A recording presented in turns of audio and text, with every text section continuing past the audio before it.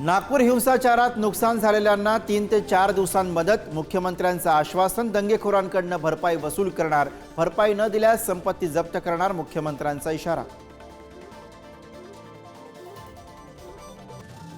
नागपूर हिंसाचार प्रकरणात 38 वर्षीय इरफान अन्सारीचा उपचारादरम्यान मृत्यू. हिंसाचाराच्या दिवशी अन्सारी जखमी अवस्थेमध्ये पोलिसांना सापडला.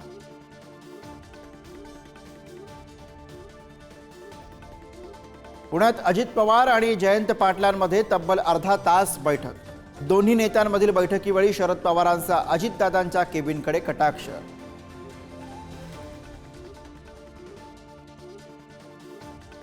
कृषी मंत्री माणिकराव कोकाटेंसह 25 माजी संचालकांना नाशिक जिल्हा बँकेची नोटीस.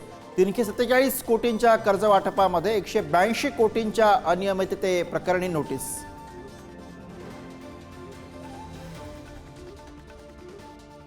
शिवरायांचा अवमान करणारा प्रशांत कोरडकर अद्यापही फरारच. कोरडकर दुबईला गेल्याच्या अफवा समोर आल्यानंतर पोलिसांकडून लुकआउट नोटीस जारी.